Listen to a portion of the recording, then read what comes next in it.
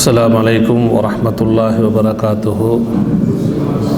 إن الحمد لله نحمده ونستعينه ونستغفره ونؤمن به ونتوكل عليه ونعوذ بالله من شرور أنفسنا ومن سيئات أعمالنا. من يهده الله فلا مضل له ومن يضلل فلا هادي له.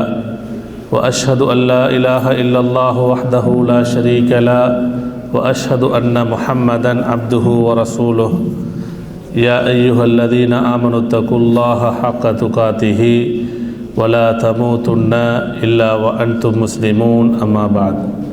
அன்பார்ந்த சகோதரர்களே, ரமதான் 7வது நோன்பை நோற்ற நிலைமையில் நாம் இந்த இடத்தில் அமர்ந்திருக்கிறோம்.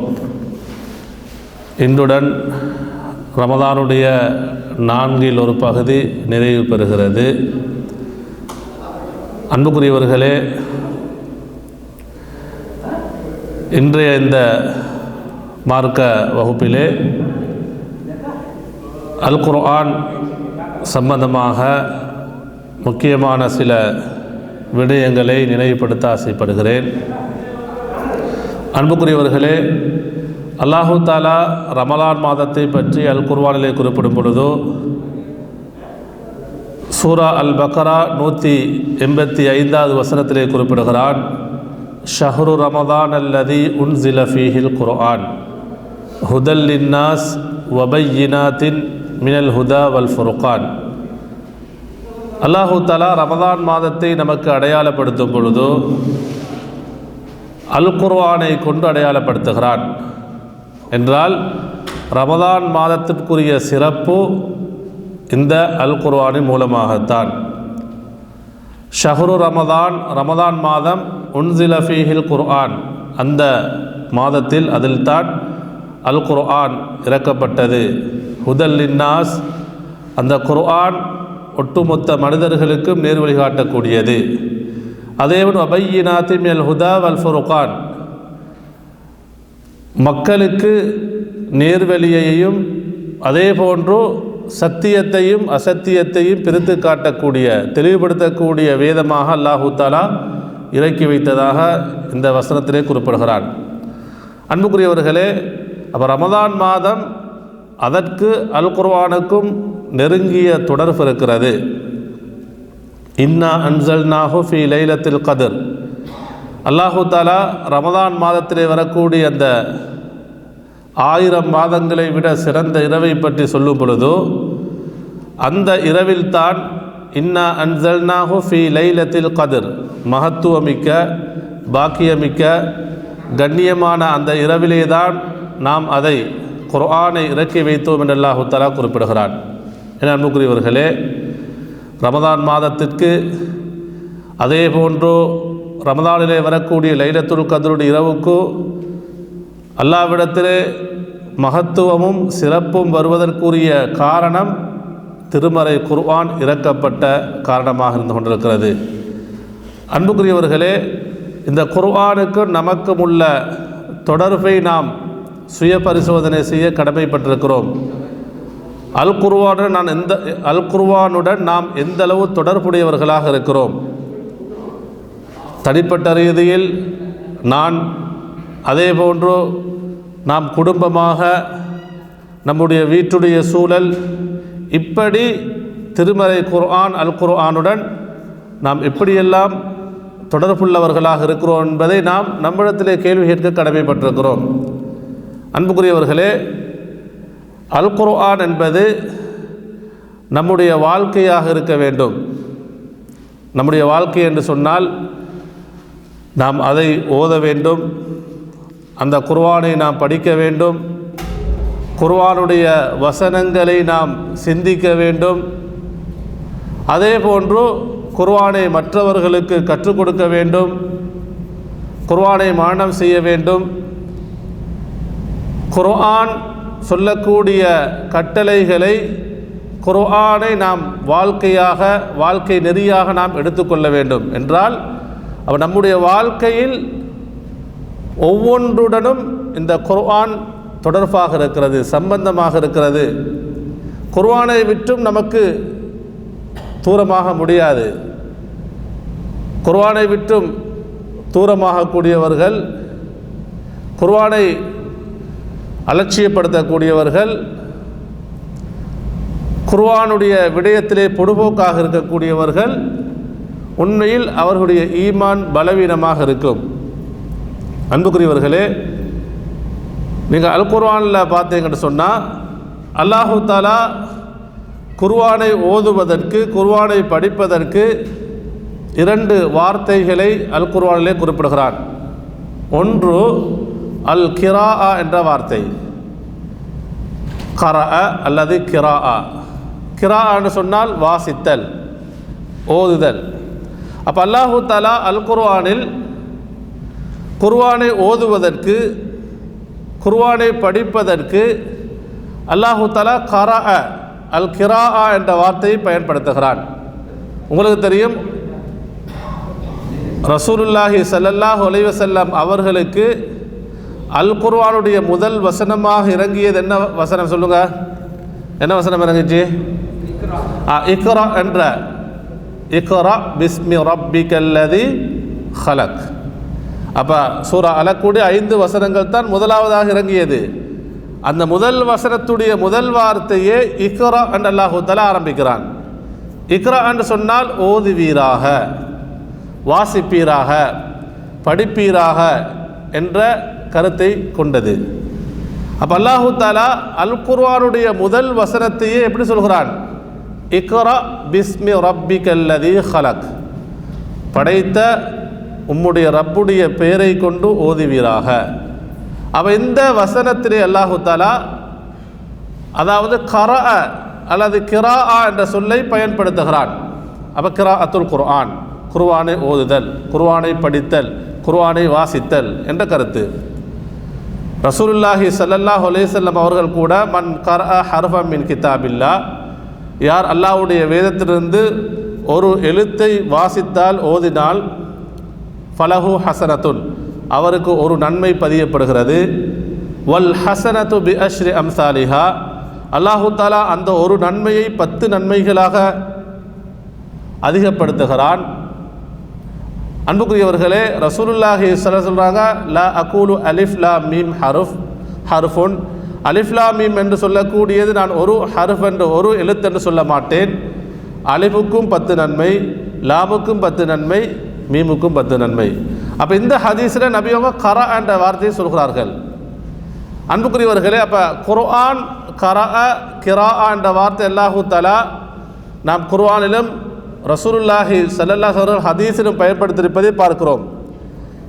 அதே போன்று குர்ஆனை ஓதுதல், குர்ஆனை படித்தல், வாசித்தல் என்பதற்கு அல்லாஹு தஆலா அல் குர்ஆனில் இன்னும் சில இடங்களிலே திலாவத் என்ற வார்த்தையை பயன்படுத்துவான், தலா என்ற வார்த்தை. அப்போ கரா என்று சொன்னாலும் வாசித்தான், ஓதினான், படித்தான். அதைவிட தலா அல்லது திலாவத் என்று சொன்னாலும் ஓதினான், வாசித்தான், படித்தான், அல்லது திலாவத் என்று சொன்னால் ஓதுதல் என்ற கருத்து இருக்கிறது.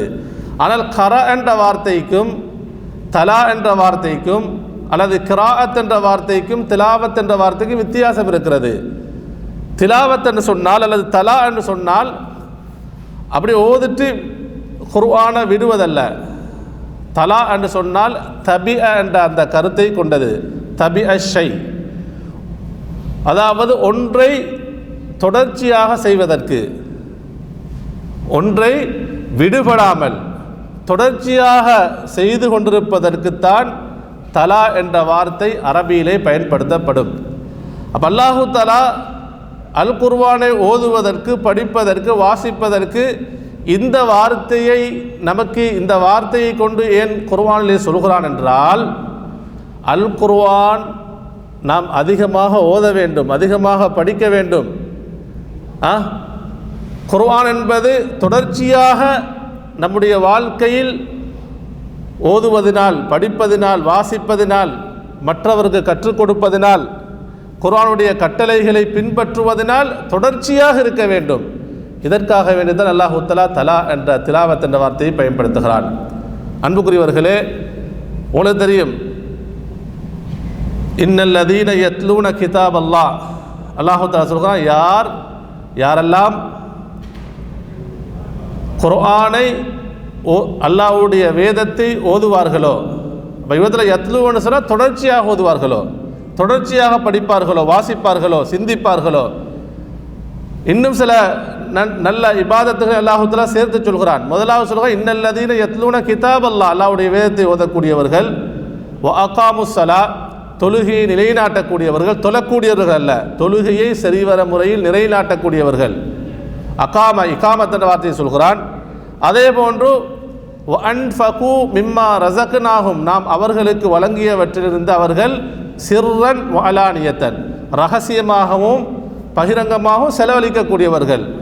இவர்களுக்கு அல்லாஹு தஆலா சொல்லக்கூடிய பஷாரத், நன்மாராயம் என்ன தெரியுமா? ஒன்று திலாவத்துல் குர்ஆன், குர்ஆனை தொடர்ச்சியாக ஓதக்கூடியவர்கள், படிக்கக்கூடியவர்கள், மனனம் செய்யக்கூடியவர்கள், குர்ஆனுடன் தொடர்ச்சியாக இருக்கக்கூடியவர்கள், தொடர்பாக இருக்கக்கூடியவர்கள். இரண்டாவது தொழுகையை நிலைநாட்டக்கூடியவர்கள்.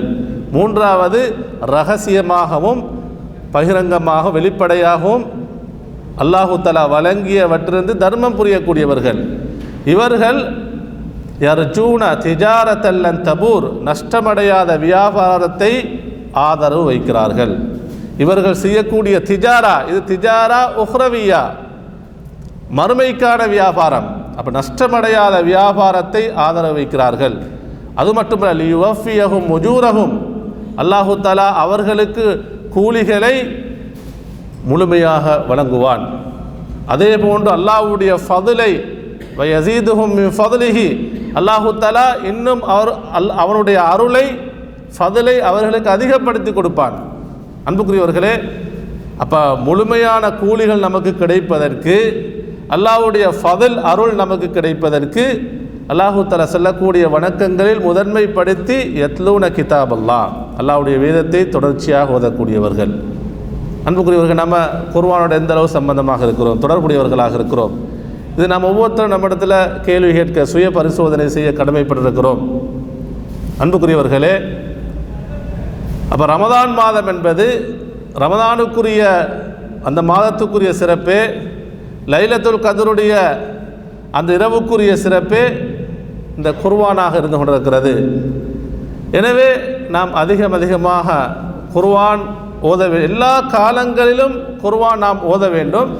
இந்த ரமதானிலே அதிகப்படுத்த வேண்டும். ரமதானிலே நாம் என்ன செய்யணும்? அதிகப்படுத்தி ஓத வேண்டும். நீங்கள் சஹாபாக்கள், சலஃபுகள், இவர்கள் ரசூலுல்லாஹி ஸல்லல்லாஹு அலைஹி வஸல்லம் வழிமுறையை பின்பற்றியவர்கள். குறிப்பாக ரமதான் மாதத்திலே அதிகமாக ஹத்ம் செய்வார்கள், குர்ஆனை ஓதி முடிப்பார்கள். ஏன் தெரியுமா? ரசூலுல்லாஹி ஸல்லல்லாஹு அலைஹி வஸல்லம் அவர்கள் ரமதானில் அவர்களை ஒவ்வொரு நாளும் ஜிப்ரீல் அலைஹிஸ்ஸலாம் அவர்கள் சந்திப்பார்கள். அல்லாஹ்வின் தூதர் ஸல்லல்லாஹு அலைஹி வஸல்லம் அவர்களை ஒவ்வொரு ரமதானிலும் ஜிப்ரீல் அலைஹிஸ்ஸலாம் அவர்களை சந்திப்பார்கள். ஃபயுராதிசுல் குர்ஆன், இருவருமாக குர்ஆனை ஓதுவார்கள். முதாரசான்னு சொல்கிறது ஒருத்தர் ஓதும் பொழுது அடுத்தவர் கேட்டுக்கொண்டிருப்பார், திரும்ப அவர் ஓதும் பொழுது மற்றவர் கேட்டுக்கொண்டிருப்பார். இதுதான் முதாரசா என்பது. அப்போ ஜிப்ரீல் அலைஹிஸ்ஸலாம் அவர்கள் குர்ஆனை ஓதுவார்கள், ஓதி காண்பிப்பார்கள். ரசூலுல்லாஹி ஸல்லல்லாஹு அலைஹி வஸல்லம் அவர்கள் அந்த குர்ஆனுடைய வசனங்களை கேட்பார்கள். திரும்ப ரசூலுல்லாஹி ஸல்லல்லாஹு அலைஹி வஸல்லம் ஓதுவார்கள். யார் கேட்பாங்க? ஜிப்ரீல் அலைஹிஸ்ஸலாம் அவர்கள் கேட்பார்கள். இது ஒவ்வொரு ரமதானிலும் ஜிப்ரீல் அலைஹிஸ்ஸலாம் அவர்களும் ரசூலுல்லாஹி ஸல்லல்லாஹு அலைஹி அவர்களும் குர்ஆனை ஓதக்கூடியவர்களாக, மற்றவருக்கு ஒருவருக்கொருவர் ஓதி காண்பிக்கக்கூடியவராக இருந்தார்கள். அன்புக்குரியவர்களே, சஹாபாக்கள் அப்போ சலஃபுகள் அதாவது ரமதான் மாதத்தில் அதிகமாக குர்ஆனை ஓதுவார்கள். நாம் சலஃபுடைய சில செய்திகளை பார்க்கும் பொழுது, அதாவது இப்னு ஹஜர் ரஹிமஹுல்லா, இன்னும் முக்கியமான அறிஞர்கள் சொல்கிறாங்க, இமாம் ஷாஃபி ரஹிமஹுல்லா அவர்கள் ரமதான் மாதத்தில் மட்டும் 60 ஹத்மா, 60 தடவைகள் குர்ஆனை ஹத்தம் செய்யக்கூடியவர்களாக இருந்தார்கள். இன்னும் சில சலஃபுகளை பார்க்கும் பொழுது ஒவ்வொரு நாளும் ஒரு குர்ஆனை ஓதி முடிக்கக்கூடியவர்களாக இருந்தார்கள். இன்னும் சில அறிஞர்கள் 3 நாளைக்கு ஒரு தடவை என்ன செய்வாங்க? குர்ஆனை ஓதி முடிக்கக்கூடியவர்களாக. இன்னும் சில அறிஞர்கள் 7 நாட்களுக்கு ஒரு தடவை, இப்படி வருகிறது. ஆனால் அன்புக்குரியவர்களே, இன்றைக்கு நம்ம ரமதானுடைய 4இல் ஒரு பகுதியை நிறைவு செய்கிறோம். அப்போ 7 நாட்கள் இன்றைக்கு முடிஞ்சு நம்ம இன்றைக்கி நோன்பு வந்துட்டோம்னு சொன்னால் 7 நோன்புகளை நம்ம நிறைவு செய்து விட்டோம். குர்ஆனை நாம் குர்ஆனை நாம் ஒரு ஹத்துமாவை செய்து முடித்திருக்கிறோமா அல்லது எத்தனை ஜுசுகளை நாம் ஓதிருக்கிறோம்? குர்ஆனுடைய எத்தனை பகுதிகளை நாம் ஓதிருக்கிறோம்? அன்புக்குரியவர்களே, சலஃபுகள் ரமதானில் மட்டுமல்ல, சஹாபாக்கள் இடத்திலிருந்தான், சலஃபு சாலிஹீன்கள் இடத்திலிருந்தான். அவர்கள்ட்ட ஒரு வளமை இருந்தது, ஒவ்வொரு நாளும் விருத் அல்ல ஹிஸ்புன்னு சொல்வார்கள், குர்ஆனுடைய ஒரு பகுதியை ஓதக்கூடியவர்களாக இருந்தார்கள். இரவைக்கு ஓதுவார்கள், அது பகல் நேரத்தில் ஓதுவாங்க. சில டைமும் அவங்களுக்கு இரவு நேரத்தில் குர்ஆன் ஓதக்கூடிய அந்த வளமையாக ஓதக்கூடிய அந்த ஹிஸ்பு அந்த விருது தவறி போயிடுச்சுன்னு சொன்னால் ஏதாவது ஒரு காரணத்தினால விடுபட்டத்தில் செய்வாங்க, அடுத்த நாள் பகலில் ஓதி வரக்கூடியவர்களாக இருந்தார்கள். அப்போ குர்ஆனை விட்டும் அவர்கள் தூரமாகுவதற்கு அவங்க விருப்பப்படலை. அன்புக்குரியவர்களே, நம்முடைய நிலைமை இந்த முதல் ரமதானிலிருந்து இதுவரைக்கு நம்ம எத்தனை குர்ஆனுடைய பக்கங்களை ஓதிருக்கிறோம், எந்த அளவு ஓதிருக்கிறோம், எத்தனை ஹிஸ்புகளை நாம் ஓதிருக்கிறோம் என்று நான் என்னிடத்தில் சுய பரிசோதனை செய்யணும். நீங்கள் உங்கள்கிட்ட சுய பரிசோதனை செய்ய கடமைப்பட்டிருக்கிறீர்கள். அன்புக்குரியவர்களே, ரசூலுல்லாஹி ஸல்லல்லாஹு அலைஹி சொன்னார்கள், அஸ்ஸியாமு வல் குர்ஆனு யஷ்ஃபஆனி யௌமல் கியாமத்தி லில் அபத். நோன்பும் அல் குர்ஆனும் நாளை மறுமையில் அல்லாஹ்விடத்திலே அந்த அடியானுக்காக ஷஃபாஅத் பரிந்துரை செய்யும் என்று நபி அவங்க சொல்கிறாங்க. நாம் நோட்கக்கூடிய நோன்பு அது கடமையான ரமதானுடைய நோன்பாக இருக்கலாம், அல்லது ஏனைய மாதங்களில் நாம் நோட்கக்கூடிய உஃபரியான சுன்னத்தான நோன்புகளாக இருக்கலாம். அப்போ நாம் நோட்கக்கூடிய நோன்புகள் நாளை மறுமையில் அல்லாஹ்விடத்திலே நமக்காக ஷஃபாஅத் செய்யும். நாளை மறுமை அந்த மஹ்ஷருடைய நாள் என்பது உங்களுக்கு தெரியும். அல் குர்ஆனுடைய பல செய்திகள் நீங்கள் கேட்டிருக்கிறீங்க. பயங்கரமான நாள். எப்படிப்பட்ட நாள் தெரியுமா? உலகத்தில் நாம் ஒரு கஷ்டமான நிலைமையில், ஒரு பயங்கரமான நிலைமையில் நாம் நம்முடைய நெருக்கமானவர்களை விற்றும் பிரிய மாட்டோம். அப்படியே இல்லையா? ஏதாவது நம்ம ஏரியாவில் ஆபத்தொன்று நடைபெறப் போகிறது, அல்லது ஏதாவது பயங்கரமான சூழல் நிலைமை ஏற்படுதுன்னு சொன்னால் நம்ம என்ன செய்ய மாட்டோம்? நம்ம பெற்றோர்களை, நம்ம பிள்ளைகளை, நமது மனைவி மக்களை, நமது நேசத்துக்குரியவர்கள் என்ன செய்ய மாட்டோம்? விட்டு பிரிய மாட்டோம். அப்படியே இல்லையா? அவர்களோடு சேர்ந்திருப்போம், அவர்களையும் பாதுகாப்போம். ஆனால் அல்லாஹு தஆலா மறுமை நாளை பற்றி சொல்லும் பொழுது அது எவ்வளவு பயங்கரமான நாள் என்று சொன்னால், யௌம யஃபிர்ருல் மர்உ மின் அஹீஹி வ உம்மிஹி வ அபீஹி வ ஸாஹிபதிஹி வ பனி.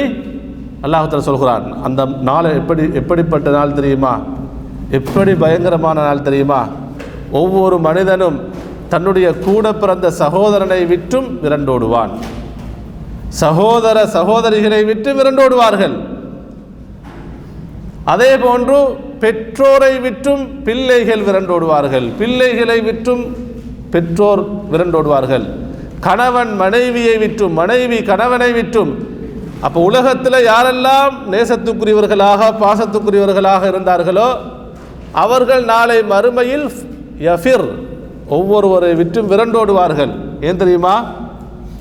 எல்லாரும் யா நஃப்சி யா நஃப்சி, என்னுடைய ஆன்மாவே என்னுடைய ஆன்மாவே என்றுதான் புலம்பிக் கொண்டிருப்பார்கள். அவ்வளவு பயங்கரமான நாள். அல்லாஹு தஆலா சொல்கிறான், லா யதகல்லமூன இல்லா மன் அதின லஹுர் ரஹ்மான். அந்த நாளில் அல்லாஹ்வை தவிர வேறு யாரும், அல்லாஹு தஆலா யாருக்கு அனுமதி வழங்குகிறானோ அவர்களை தவிர யாரும் பேச மாட்டார்கள்.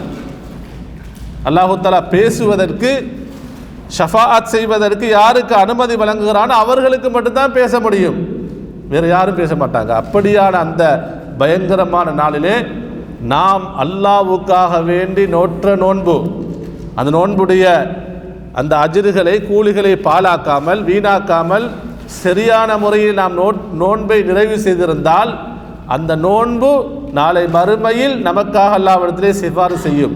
எப்படி சொல்லும் தெரியுமா? யா ரப், என்னுடைய ரப்பே, மனஅதுஹு அத்ஆம் வஷ்ஷஹவாத், இந்த அடியானை நான் சாப்பிடுவதிலிருந்து இவனை தடுத்திருந்தேன், ஆசைகளிலிருந்து இவனை தடுத்திருந்தேன். உனக்காக இவன் சாப்பாட்டை தியாகம் செய்தான், உணவு பானங்களை தியாகம் செய்தான், அவனுடைய ஆசைகளை கட்டுப்படுத்தினான். எனவே நான் இவனுக்காக, இந்த அடியானுக்காக உன்னிடத்திலே சிபாரிசு செய்கிறேன், என்னுடைய பரிந்துரையை ஷஃபாஅத்தை ஏற்றுக்கொள்வாயாக. அல்லாஹ் தஆலா ஏற்றுக்கொள்வான். வல் குர்ஆன், நாம் ஓதிய குர்ஆன், நாம் மனனம் செய்த குர்ஆன், நாம் மற்றவர்களுக்கு கற்றுக் கொடுத்த குர்ஆன், நாம் செயல்படுத்தி நம்முடைய வாழ்க்கையில் எடுத்து நடந்த அந்த குர்ஆன் நமக்காகவே நாளை மறுமை எல்லா இடத்திலையும் சிஃபா செய்யும். என்ன சொல்லும் தெரியுமா? யா ரப், என்னுடைய அடியானே, மனஅதுஹு அன்-நௌம பில்-லைல், இரவில் இவன் தூங்குவதிலிருந்து இவனை நான் தடுத்தேன். கியாமுல் லைல், இரவு நேர தொழுகையில் அல்லது இரவு நேர வணக்கங்களில் உன்னை, அதாவது உன்னுடைய கலாமை இவன் ஓதக்கூடியவனாக இருந்தான், படிக்கக்கூடியவனாக இருந்தான். எனவே இந்த அடியானுடைய விஷயத்திலே நான் சிபாரிசு செய்கிறேன், என்னுடைய சிபாரிசை ஏற்றுக்கொள்வாயாக. அன்புக்குரியவர்களே, அப்போ நாளை மறுமையில் நம்முடைய நோன்பும் நம்முடைய குர்ஆனும் நமக்கு அல்லாஹ்விடத்திலே சிபாரிசு செய்யணும் என்றால் நாம் குர்ஆன் அதிகமாக ஓதணும். ரசூலுல்லாஹி ஸல்லல்லாஹு அலைஹி வஸல்லம் அவர்கள் பயங்கரமான ஒரு அடியானுக்கு கவலை ஏற்படும் பொழுது, மனக்கவலை ஏற்படும் பொழுது, மன சஞ்சலம் ஏற்படும் பொழுது அழகான ஒரு துவாவை கற்றுத்தருகிறார்கள். அந்த துவாவை குர்ஆனோட சம்பந்தப்படுத்தி சொல்றாங்க. எப்படி? அல்லாஹும்ம ஜஅலில் குர்ஆன ரபீஅ கல்பி வனூர சத்ரி வஜலாஅ ஹுஸ்னி வதஹாப ஹம்மி. அப்போ யாருக்கெல்லாம் கவலை ஏற்படும் பொழுதோ, அல்லாஹும்ம இன்னி அபுதுக் வபுனு அபதிக், ஒரு நீளமான ஒரு பிரார்த்தனையில் கடைசியாக அவர் எப்படி துவா செய்வார்? அல்லாஹும்ம ஜஅலில் குர்ஆன ரபீஅ கல்பி, யா அல்லாஹ், இந்த குர்ஆனை என்னுடைய உள்ளத்துக்கு வசந்தமாக ஆக்கு. என்னுடைய உள்ளத்திலே கவலை, துயரம், கஷ்டம், சஞ்சலம் என்னுடைய உள்ளத்தை ஆட்கொண்டிருக்கிறது. இந்த கவலைகள் எல்லாம் இது பாரம், உள்ளத்துக்கு சுமை. அப்போ இந்த உள்ள சுமைகள் எல்லாம் உள்ளத்திலிருந்து நீங்கி என்னுடைய உள்ளத்தை இந்த குர்ஆனை கொண்டு வசந்தமாக ஆக்கு என்று துவா செஞ்சாங்க. அல்லாஹும்ம ஜஅலில் குர்ஆன ரபீஅ கல்பி வனூர சத்ரி, என்னுடைய நெஞ்சுக்கு இந்த குர்ஆனை ஒளியாக ஆக்கி வைப்பாயாக என்று துவா செஞ்சாங்க. அதே போன்று வஜலாஅ ஹுஸ்னி வதஹாப ஹம்மி, என்னுடைய கவலைகளை எல்லாம் இந்த குர்ஆனை கொண்டு போக்கிவிடு. அன்புக்குரியவர்களே, அப்போ உள்ளத்திற்கக்கூடிய கவலைகள், சஞ்சலங்கள், டென்ஷன் எல்லாம் நீங்கணும் என்று சொன்னால் தொடர்ந்து ராஹத், வசந்தம், நிம்மதி, மன அமைதி வரணும் என்று சொன்னால், அன்புக்குரியவர்களே, குர்ஆன் நம்முடன் தொடர்பாக இருக்கணும். குர்ஆனை விட்டு நம்ம தூரமாகிட்டு குர்ஆன் ஓதாமல் குர்ஆனை படிக்காமல் உள்ளத்துக்கு வசந்தமாக மாறாது. நம்முடைய உள்ளத்துக்கு, நெஞ்சுக்கு அது ஒளியாக மாறாது. அல்லாஹு தஆலா குர்ஆனை பற்றி சொல்லும் பொழுது ஷிஃபாஅன் லிமா ஃபிஸ் சுதூர், உள்ளங்கள் இருக்கக்கூடிய அனைத்து நோய்களுக்கும், உல ரீதியான கவலைகளாக இருக்கலாம், வேறு வேறு நோய்களாக இருக்கலாம், எல்லாத்துக்கும் ஷிஃபா, அருமருந்து எதுனா தெரியுமா? குர்ஆன் தான். அன்புக்குரியவர்களே, அப்போ ரசூலுல்லாஹி ஸல்லல்லாஹு அலைஹி அவர்கள் இப்படி அழகான துவாவை நமக்கு கற்றுத்தருகிறார்கள். இந்த குர்ஆன் நம்முடைய வாழ்க்கையில் எந்த அளவு ஓதப்படுகிறது? நாம் ஓதுறோமா? நான் வீட்டுக்கு கோல் பண்ணுறோம், டெய்லி கோல் பண்ணுறோம், சாப்பிட்டா எல்லா விஷயத்தையும் உலக காரியெல்லாம் விசாரிக்கிறோம். நம்ம எப்பொழுதாவது நம்முடைய மனைவிடத்தில் எவ்வளோ குர்ஆன் ஓதிக்கிறீங்க? நம்ம பிள்ளைகள்கிட்ட குர்ஆன் ஓதி முடிச்சிட்டீங்களா? ஒரு குர்ஆனை ஹத்தம் செஞ்சிட்டீங்களா? எவ்வளோ குர்ஆன சூறாக்களை மரணம் செய்திருக்கிறீர்கள்? நம்ம கேட்குறோமா? உண்மையில் நமக்கு குர்ஆனோடு ஒரு தொடர்பு இருந்தால், ஒரு பிரியம் இருந்தால், ஒரு நேசம் இருந்தால், நாமும் நம்முடைய மனைவி மக்கள்கிட்ட கேட்போம். என் அன்புக்குரியவர்களே, இந்த ரமதான் மாதத்துக்குரிய சிறப்பே குர்ஆன் தான். இந்த சமுதாயத்திற்குரிய, இந்த உம்மத்துக்குரிய சிறப்பே ரசூலுல்லாஹி ஸல்லல்லாஹு அலைஹி வஸல்லம் அவர்களுக்கு வழங்கப்பட்ட வேதம் குர்ஆனின் மூலமாகத்தான். எனவே இதனுடன் நாங்கள் தொடர்புடையவர்களாக மாறுவோம். அல் குர்ஆனை அதிகமாக ஓதுவோம். அல்லாஹு தஆலா நம் அனைவரையும் பொருந்திக் கொள்வானாக. வ ஆகிரு தஅவானா அனில் ஹம்துலில்லாஹி ரப்பில் ஆலமீன்.